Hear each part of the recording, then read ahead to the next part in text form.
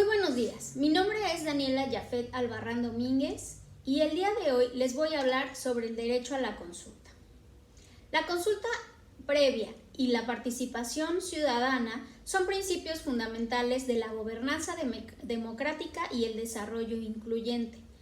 Estos tienen como objeto promover, mediante un proceso amplio y organizado, la participación de las comunidades indígenas en la toma de decisiones que se ha de llevar dentro de sus comunidades, dentro de sus territorios. Por un lado tenemos el derecho a la consulta. Este derecho se puede ejercer de forma colectiva y es como una garantía a fin de proteger la integridad de los pueblos originarios. Y por otro lado, el derecho a la participación busca asegurar la posibilidad de que estas comunidades tengan la conducción de la vida política y social de sus comunidades en sus manos. Entonces estos derechos se ven normalmente de forma conjunta y no se pueden concebir de manera separada, es decir, se complementan mutuamente. El Convenio 169 de la OIT es el primer instrumento internacional que recoge una preocupación genuina sobre el derecho de los pueblos a la participación ciudadana. Este convenio se da en el marco del replanteamiento del Convenio 107 de la misma organización. Aquí se superan los criterios integracionistas y paternalistas que consideraban a los indígenas como una cierta subespecie, minoría a la que había que proteger, y se cambia por esta visión de que ellos son personas que tienen el derecho y tienen los conocimientos para conducir su vida política y social. Las piedras angulares de este convenio fueron la participación y la consulta. Aquí se refleja claramente la nueva orientación del convenio y se insta a los estados y a las comunidades a que participen conjuntamente para la toma de decisiones sobre estas comunidades, sus territorios o cualquiera que afecte su vida social. Con este convenio se quería resolver esa histórica discriminación a la que se enfrentaban los pueblos indígenas y se promovía una acción coordinada entre Estado y comunidad. A pesar de los avances que se han visto en esta materia en las legislaciones de los estados, la realidad es que todavía no se supera esta visión paternalista, esta visión de ciudadanos de segundo grado, y es por ello que se promueve este convenio. Y bueno, se realizaron diversos trabajos preparatorios para la conferencia en la que se había de discutir el Convenio 169, y la verdad es que existían muchas inquietudes respecto a este replanteamiento. La primera era, si daría tiempo para que se celebrara la conferencia en 1989 o en 1988. Finalmente se decidió porque fuera en la conferencia de 1988. Y otro cuestionamiento muy fuerte sobre este convenio era del por qué la Organización Internacional del Trabajo tendría que ser la que estuviera realizando estos trabajos. Y se dijo que esta organización tiene una trayectoria y experiencia dentro de las organizaciones internacionales en abordar asuntos indígenas durante su historia, y era única en su amplitud en comparación con otros organismos. Entonces ello le permitiría actuar pues como una especie de catalizador debido a la experiencia en asistencia técnica en este respecto. No obstante, a pesar de su expertise, se recomendó que se trabajara con otras organizaciones que tenían también cierta experiencia en el tema, como eran la FAO, la OMS, la UNESCO y evidentemente los organismos regionales. En el caso de América era la Organización de Estados Americanos. Además, el documento de trabajo apuntaba que no existía un sistema de adopción y supervisión de normas internacionales en otro espacio, pudiendo ponerse en marcha un mecanismo de asistencia técnica para ayudar de manera práctica a los gobiernos a adoptar la problemática indígena. La oficina también enfatizó que era urgente adoptar una nueva orientación internacional sobre la cuestión indígena y a menos que fuera la Organización Internacional del Trabajo, no se veía que otra organización lo pudiera hacer, porque no tenía esta capacidad o esta experiencia en trabajar con comunidades indígenas. Finalmente, se celebró la 75ª conferencia de la Organización Internacional del Trabajo, en donde se revisaron artículo por artículo del convenio 169 y finalmente fueron aprobados. Cabe mencionar que dentro de los preparativos para este convenio se enviaron encuestas a los estados para que las difundiera y recibiera los resultados de conferencias patronales, conferencias de trabajadores, organizaciones indígenas y organizaciones no gubernamentales que tuvieran alguna especialidad en el tema. No obstante que México fue uno de los primeros países en firmar el convenio 169 de la OIT, no fue sino hasta el periodo del presidente Felipe Calderón que se empezó a plantear la necesidad de realizar una reforma constitucional en materia político-electoral en donde se incluyera efectivamente un mecanismo de participación ciudadana. Es por ello que el 9 de agosto del 2012 se hace la reforma constitucional y se incluye como un derecho ciudadano en el artículo 35 el derecho a la consulta. No obstante que existía un reconocimiento constitucional, la ley reglamentaria o la ley secundaria no fue expedida en ese momento.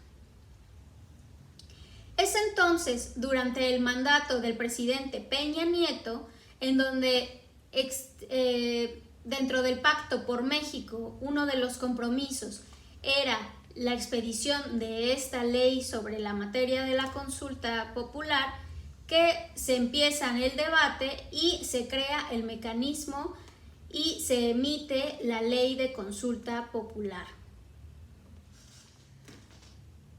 En la exposición de motivos de esta ley, los legisladores contemplan los temas relativos a la recepción de la solicitud que hace el Congreso de la Unión, asimismo como la calificación sobre la trascendencia de la consulta que hará la Suprema Corte y la constitucionalidad de la pregunta.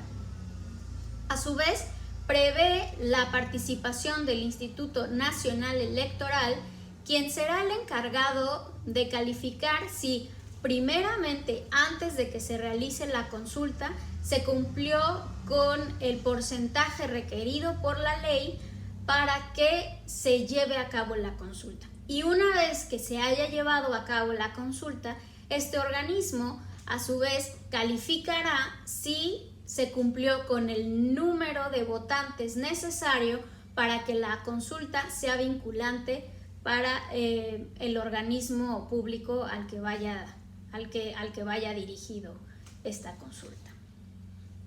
Entonces, pues resalta estos papeles importantes que se prevén en la ley de consulta, que es el Congreso, la Suprema Corte y el INE. Entonces, yo creo que se hace una dinámica en el que distintos organismos tienen participación y democratiza un poco más el proceso al no recaer todo el proceso sobre un solo organismo público, ya sea de la administración pública o del poder judicial o del poder legislativo, sino que intervienen diversos organismos y entonces no se presta para suspicacias.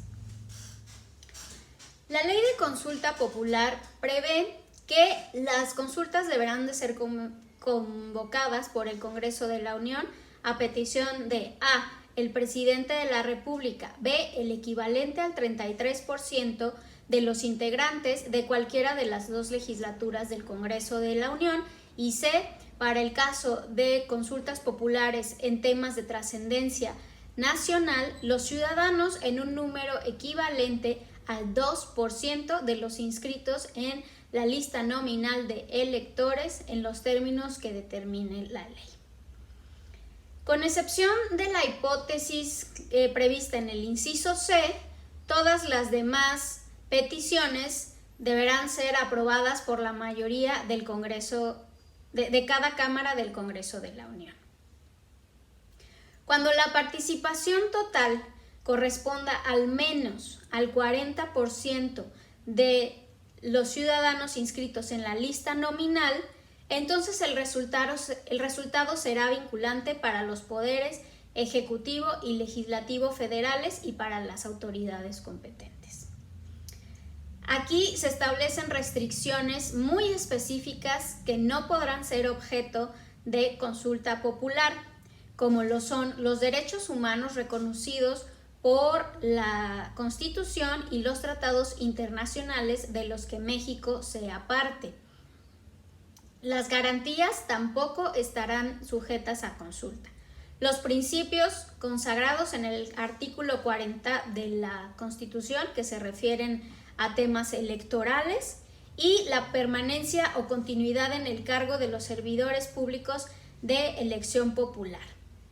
El sistema financiero, los ingresos, gastos y el presupuesto de egresos de la Federación, las obras de infraestructura en ejecución, la seguridad nacional y la organización de las Fuerzas Armadas. Y en este caso, bueno, la Suprema Corte será la encargada de decidir sobre la pertinencia de la consulta si es que la consulta planteada no es materia de las restricciones que prevé la ley, y el tema de la trascendencia nacional. Como ya apuntábamos anteriormente, el Instituto Nacional Electoral va a hacer la calificación inicialmente de el porcentaje necesario para que se efectúe o se convoque la consulta, y posteriormente, cuando ya se haya llevado a cabo la consulta, calificará si el porcentaje obtenido en las urnas de votos es el pertinente para que la consulta sea vinculante o no. Es muy importante cómo estos ejercicios democráticos deben de ser muy cuidadosos para que se enfoquen o se den de manera imparcial, es decir, las autoridades deberán actuar de manera imparcial, no tratar de influir sobre la ciudadanía respecto de tomar una u otra posición dentro de la consulta, y se deberá evitar por cualquier motivo las dádivas precisamente para inducir a los ciudadanos a una decisión en particular. Durante el proceso de la consulta, desde la convocatoria hasta su celebración, está prohibida toda propaganda gubernamental que no tenga vínculo alguno con la materia de los servicios educativos, la salud o alguna cuestión de protección civil. A su vez, como el gobierno tiene esta restricción de realizar campañas políticas o campañas públicas encaminadas a los temas de la consulta, a su vez también se le prohíbe a los ciudadanos civiles, por decirlo de alguna forma, a realizar alguna propaganda a favor o en contra de la consulta popular. Las consultas populares se harán el primer domingo de agosto del año en la que se plantee la consulta, y las resoluciones que emita el Instituto Nacional Electoral pueden ser impugnadas de acuerdo al sistema de medios de impugnación que en materia electoral están dispuestos ya en los códigos y las leyes electorales. Muchos tratados internacionales prevén este derecho a la participación de manera reiterada. El primero que voy a señalar es el Pacto Internacional de Derechos Civiles y Políticos, que en su artículo 25 establece: todos los ciudadanos gozarán sin ninguna de las distinciones mencionadas en el artículo 2, obviamente, del Pacto Internacional de Derechos Civiles y Políticos, que se refiere a distinciones de raza, color, etnia, lenguaje, sexo, género, posición económica, social, nacimiento, etc., de los siguientes derechos y oportunidades. A. Participar en la dirección de los asuntos públicos directamente o por medio de representantes libremente elegidos.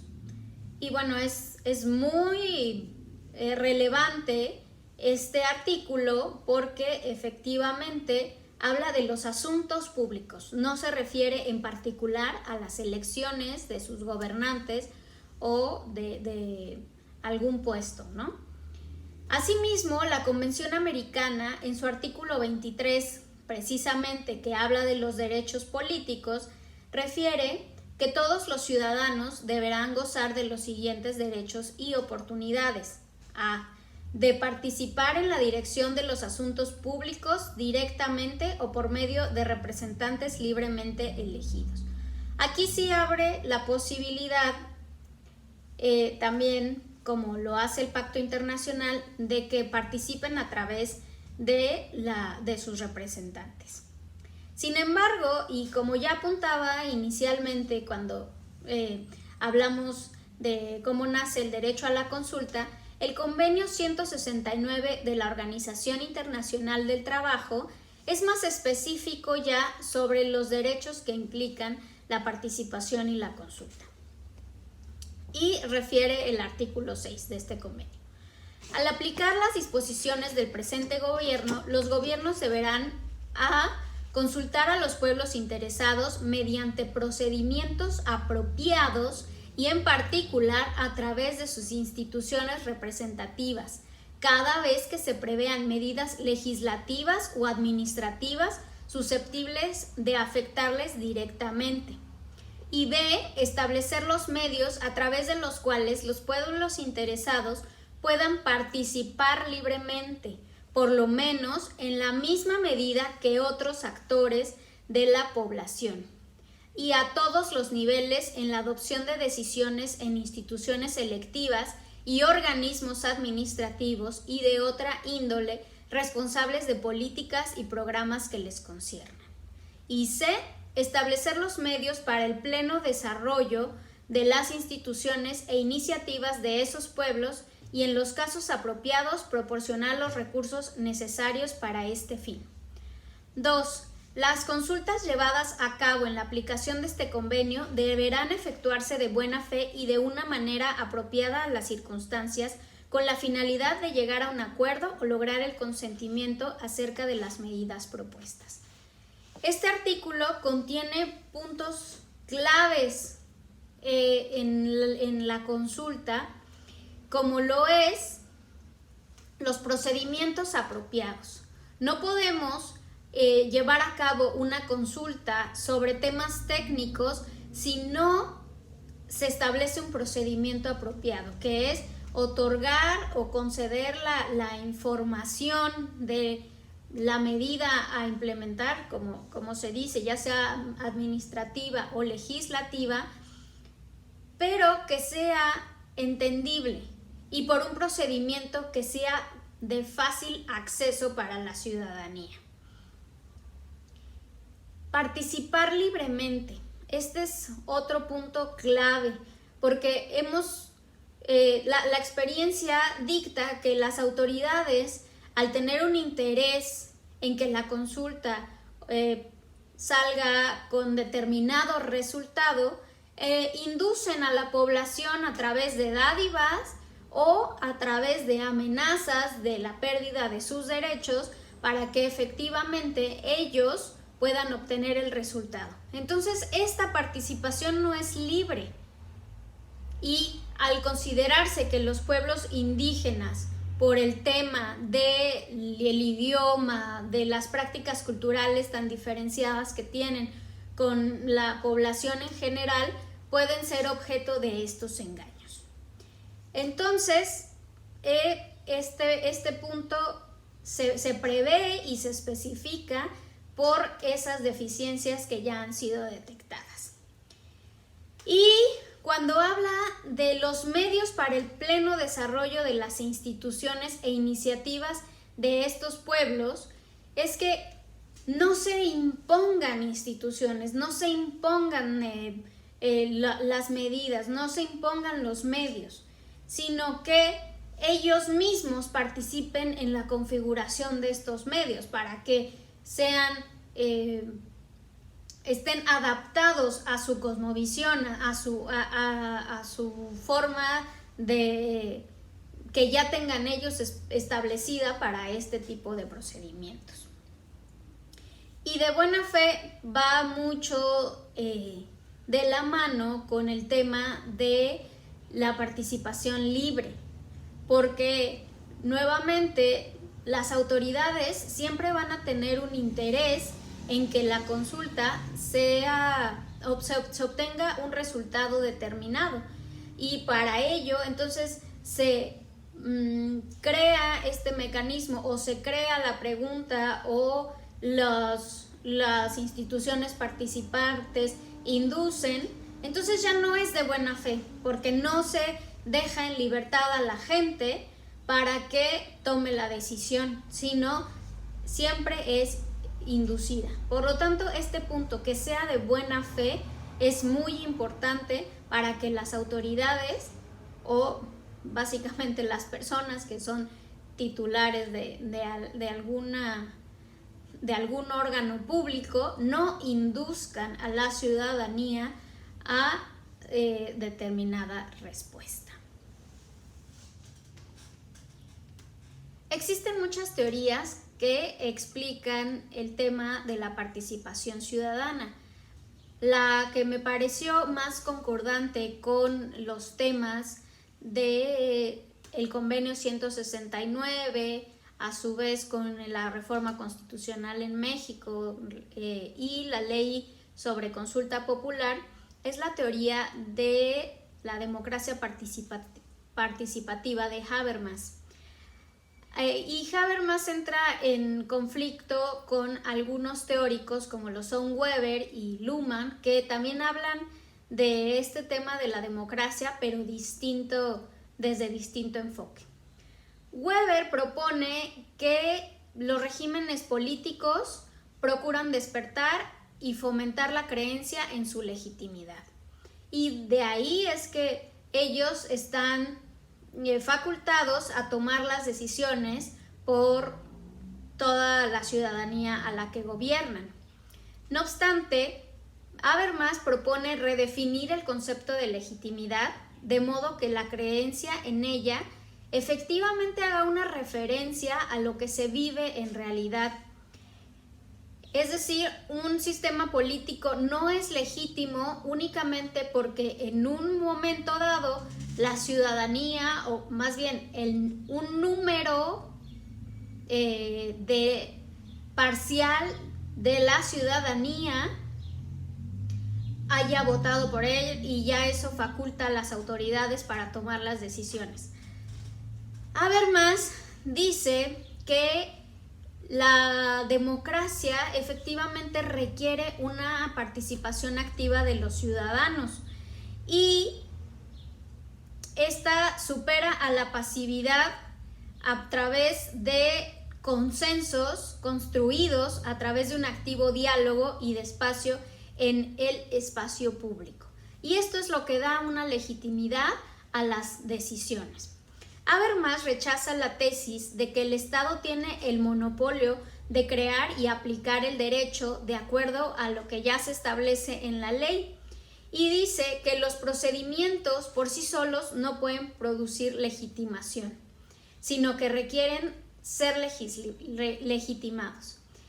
Y a su vez refiere que las legislaciones no son per se un sistema ya legitimado, sino al contrario, es un sistema que es parte del poder público y que en todo caso, para estar legitimado, se requiere mucho más que una simple legalidad. Porque la pura legalidad no garantiza a largo plazo la lealtad de los ciudadanos con un sistema político. Otro autor al que critica Habermas es Luhmann. Luhmann habla que el gobierno y todos los organismos que comprenden el aparato burocrático tienen competencia respecto a todos los problemas que suceden dentro de la sociedad. Y estos deben de basar las soluciones en un conocimiento científico. Es decir, se apartan del tema social, del tema cultural. Simplemente sus decisiones se fundan en un conocimiento producido por la ciencia y estas decisiones van a estar legitimadas por la ciencia, sin importar lo que los ciudadanos piensen. Entonces, la teoría de Habermas cuestiona la existencia de un saber científico-tecnológico que excluye la participación ciudadana. Y se dice que si todo el conocimiento, incluyendo el conocimiento científico, es falible, refutable y provisional, imperfecto, entonces, pues también el conocimiento científico sobre el cual se basan las decisiones de gobierno, pues va a haber la posibilidad de que exista errores. Además de que las ciencias sociales, al ser una rama que hoy en día se considera ciencia, pero que también tiene conocimientos falibles, equívocos, erróneos, imperfectos, perfectibles, es que necesariamente se deberá incluir la participación de los ciudadanos para la toma de decisiones, porque la legitimidad que aportan los ciudadanos a través de su participación va a hacer que la decisión en el tiempo se mantenga más que si está basado en un conocimiento científico dentro del cual pues no se consideró el tema social.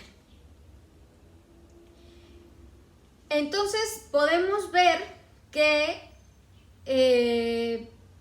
Habermas efectivamente relaciona el tema de la legitimidad de las decisiones con el tema de la participación y excluye este tema de los saberes científicos.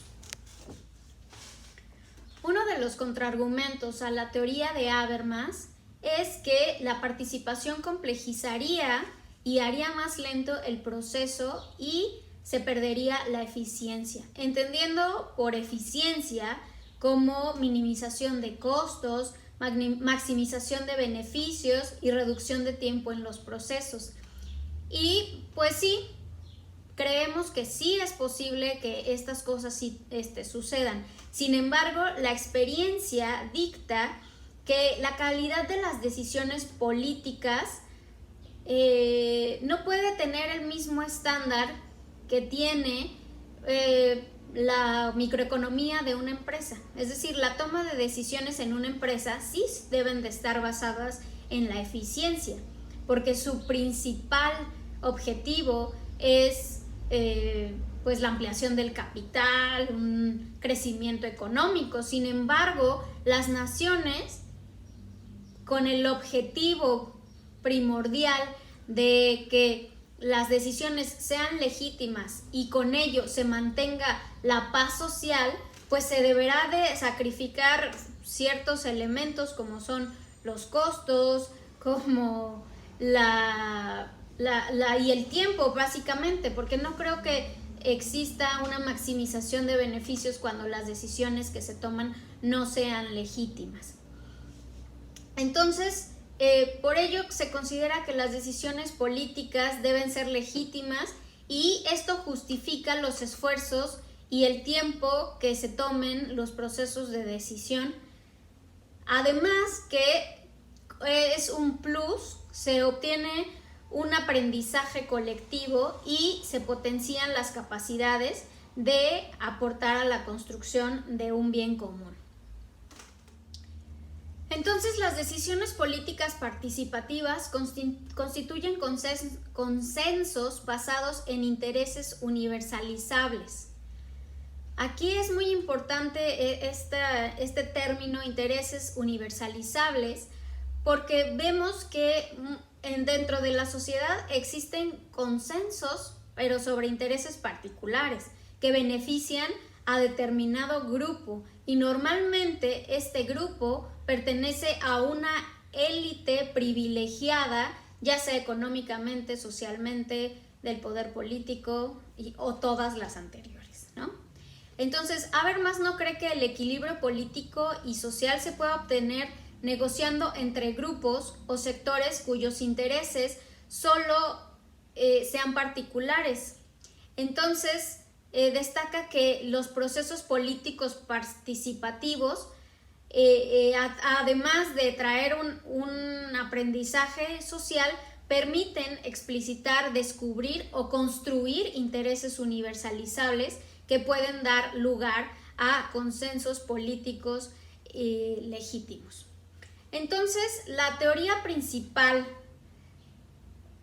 la tarea principal de la teoría democrática participativa consiste en justificar la participación social y política amplia, permanente e institucionalizada para realizar los valores normativos de la modernidad. La Suprema Corte de Justicia ha hablado en múltiples sentencias sobre el derecho a la consulta. Voy a referir solo algunas que me parecieron muy relevantes. Como esta que dice: pueblos y comunidades indígenas, derecho a ser consultados, requisitos esenciales para su cumplimiento. Aquí la Corte, de acuerdo a los estándares internacionales en materia de protección a los derechos de las comunidades indígenas, establecen ciertos requisitos que deberán de cumplir las consultas para que efectivamente se considere que el derecho ha sido respetado. La primera es que sea la consulta previa al acto. Esto implica que la consulta deberá de hacerse en la fase de planificación del proyecto y no después, ya que obviamente se hayan invertido recursos o tiempo, esfuerzo en ciertas etapas de la implementación del proyecto. Otra, que sea culturalmente adecuada, respetando las costumbres y tradiciones de una comunidad o una población, teniendo en cuenta los métodos tradicionales que utilizan en la toma de decisiones. Y en ese sentido, las decisiones de las comunidades indígenas se tomen de acuerdo con el ejercicio de sus usos y costumbres. Entonces, cuando se habla de esta idoneidad cultural, no se podrá decir que, bueno, la información se va a hacer por medios electrónicos, entre paréntesis, los cuales sabemos que la comunidad no tienen acceso, ¿no? Entonces, ahí no sería culturalmente adecuada. Otra cosa que no sería culturalmente adecuada es cuando se presenta una consulta sobre situaciones técnicas o problemas técnicos y que no se aterriza a un lenguaje coloquial o simplemente no se adecua del español a la lengua nativa de la comunidad a la que se va a consultar. Informada. Esta debe de ser, es el requisito básico y sobre el cual muchas veces ante la falta de este requisito es que se violenta el derecho a la consulta, ya que la información, como decía en el tema cultural, no se otorga en el idioma que es necesario. O se da un día antes de que sea la consulta. O no se entienden ciertos términos científicos, técnicos y no se traduce esa información en términos coloquiales, lo cual no permite a las comunidades o a las personas estar informadas efectivamente sobre lo que van a tomar una decisión. Y de buena fe, aquí se prevé que deberá de estar prohibida cualquier coerción que se ejerza por parte de las autoridades o de algún particular que esté interesado en que la consulta obtenga determinado resultado.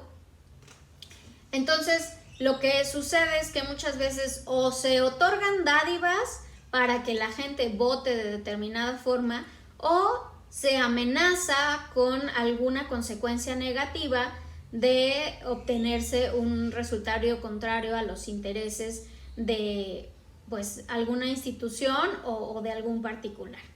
Entonces, este criterio, pues al establecer estos 4 elementos, es muy importante y nos refleja cómo la importancia de estos requisitos va a determinar la efectividad en el acceso al derecho a la consulta.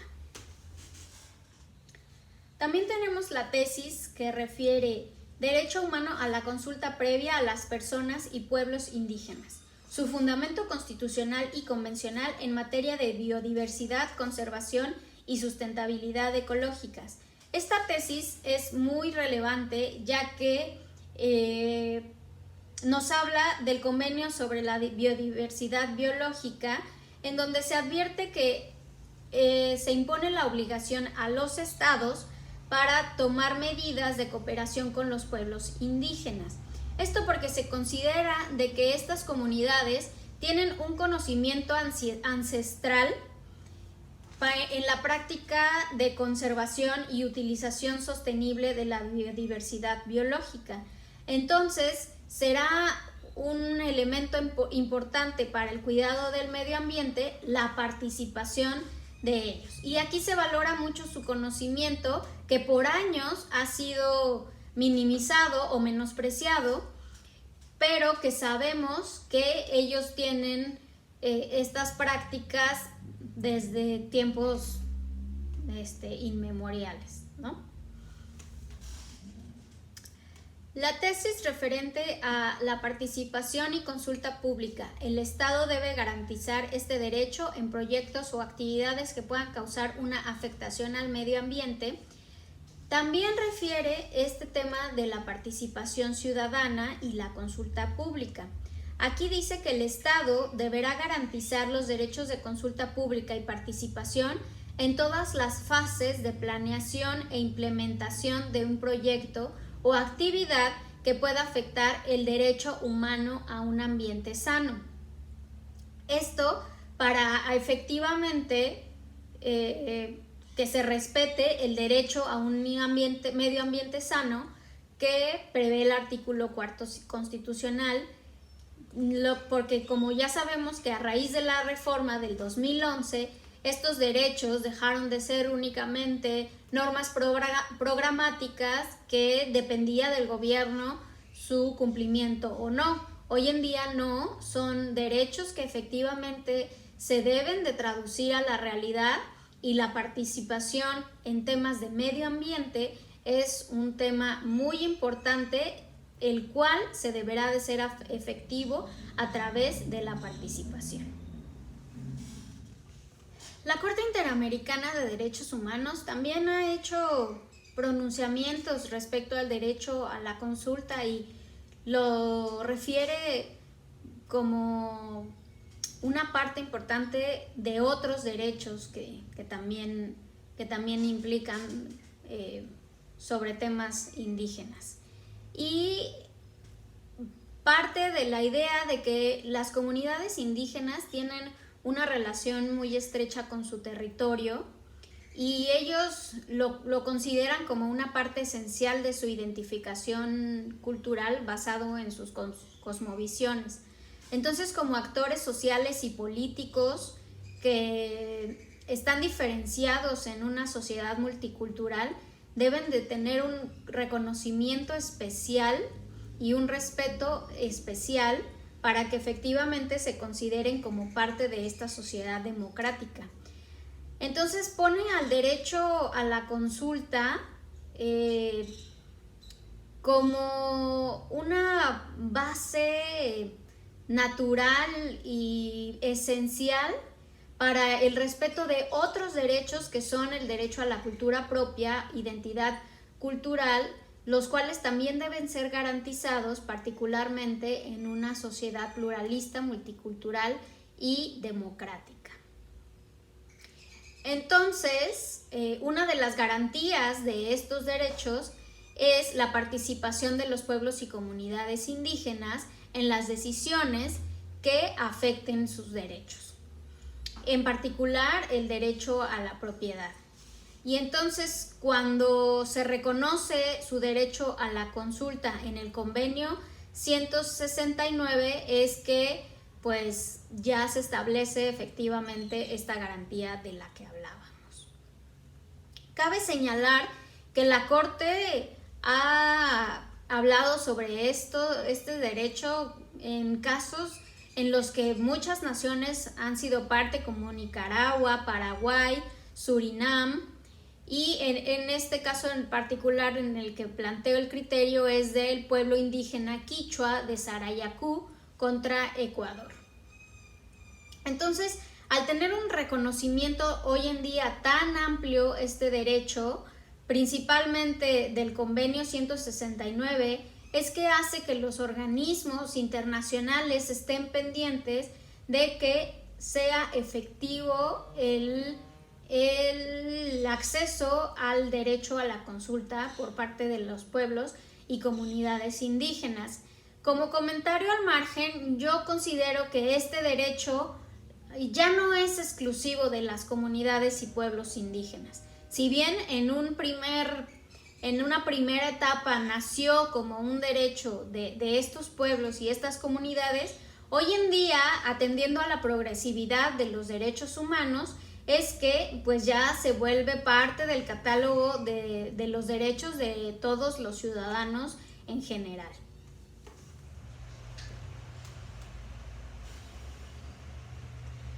A manera de conclusión, quiero destacar que la evolución del derecho a la consulta ha sido muy importante en los últimos 20, 30 años. Y todo eso gracias a este empuje que han hecho las comunidades indígenas, las organizaciones de la sociedad civil que se especializan en estos temas, que ha hecho que el gobierno asuma su responsabilidad y otorgue la participación a la ciudadanía. Tanto a nivel nacional y bueno, el reconocimiento internacional también ha sido muy importante para que los gobiernos visibilicen las violaciones a los derechos indígenas y de la población en general. El fomento de la participación a través de la consulta todavía tiene un largo trecho que caminar, en razón de que las autoridades todavía están muy reacias a ceder el control de las decisiones a la ciudadanía y siguen considerando que es un derecho exclusivo que les corresponde a ellos por haber ganado una elección. Sin embargo, pues sabemos que esto no es así y le corresponde a la ciudadanía actuar activamente para que este derecho continúe su desarrollo, su efectividad y que pues se pronuncien criterios al respecto de las lagunas o deficiencias que pueda tener la ley. Les agradezco mucho haber visualizado este video y espero les haya sido de utilidad. Nos vemos pronto y muchas gracias.